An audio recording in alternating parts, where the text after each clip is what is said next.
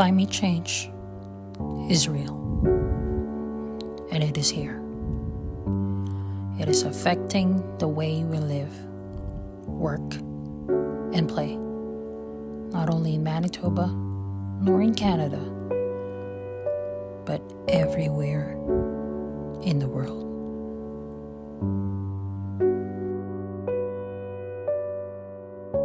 Storm it could be one of the worst blizzards in decades.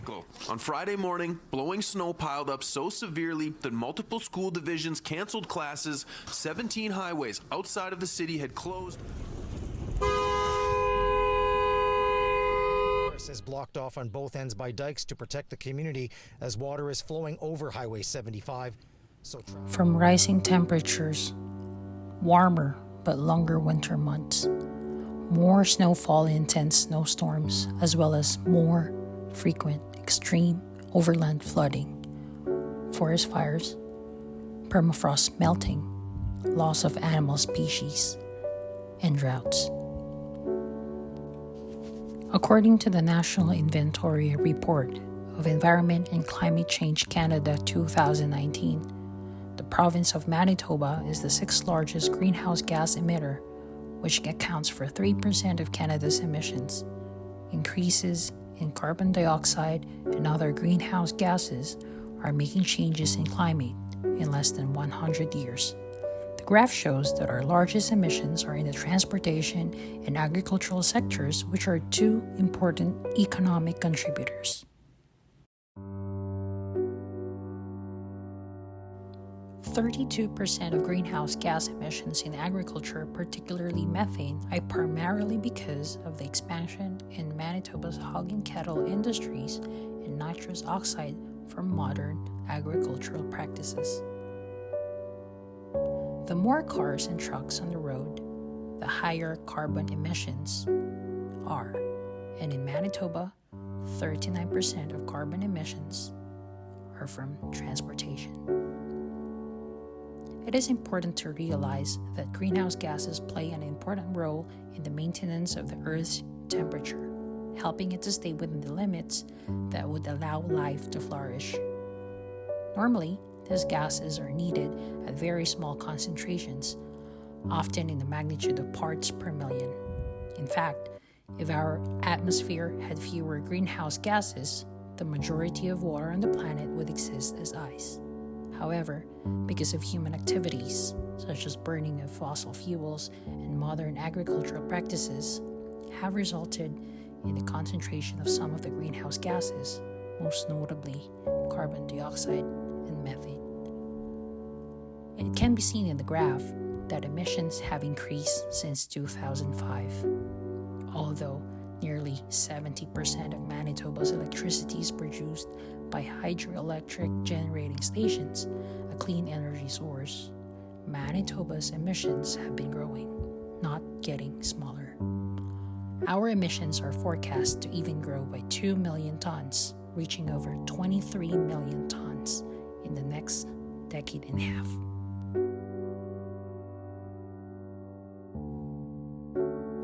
There are overwhelmingly many scientific evidence that show that the average surface temperature of Earth is increasing, and there are signs everywhere.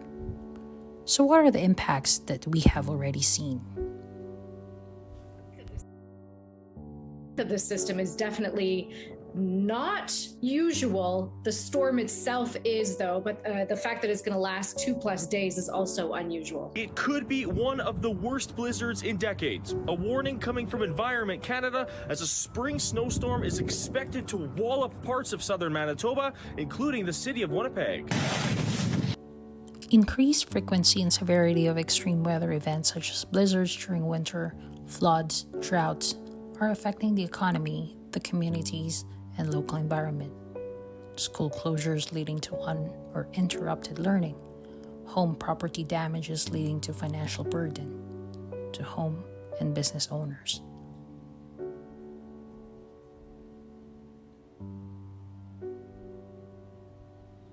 Manitoba is experiencing warmer winters that degrade ice winter roads, thus reducing access to northern communities and making it harder to transport supplies. This means Indigenous people losing their lifelines for food, fuel, and other necessities. Although these essential goods can be brought in by fly or by flight, the cost is just absurd.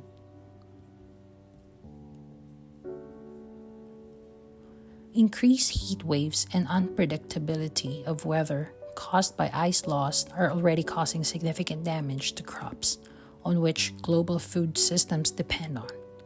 This instability will continue to mean higher prices for everyone and growing crisis for the world's most vulnerable.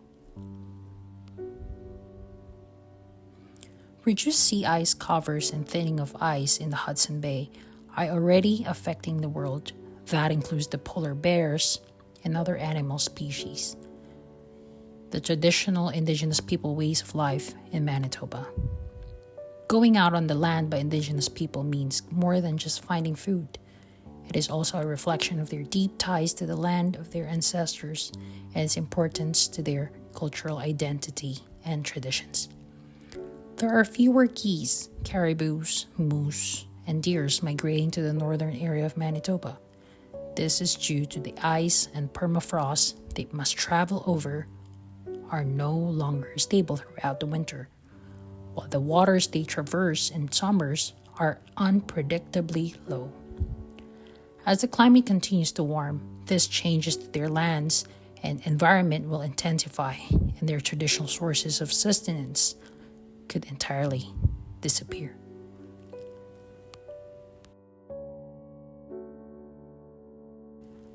According to Dr. Andrew Derosher, professor of mammalogy and northern ecology at the University of Alberta, Manitoba's population of polar bears may not survive to the end of this century because polar bears will persist as long as there is enough sea ice.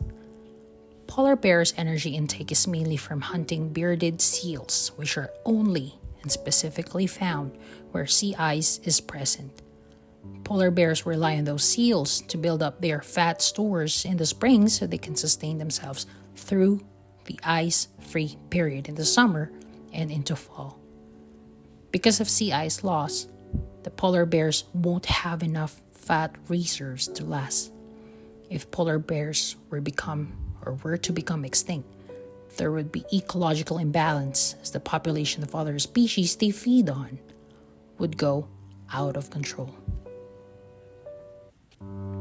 Greater risk of flooding throughout all of Manitoba. This April and May of 2002, weather systems have brought between 20 and 50 millimeters of rain, according to Environment Canada and Manitoba Transportation and Infrastructure's Hydrologic Forecast Center, which caused significant runoff that has overwhelmed creeks, rivers, and drains and caused flash flooding and significant damages. The rain has contributed to the already high water levels in some areas of the province. Spring flooding may cause large losses of fall-applied nitrogen fertilizer and residual nitrogen left over after the previous crop year. The amount of nitrate nitrogen that is lost depends on the soil temperature and the length of time during which the soil remains saturated or underwater.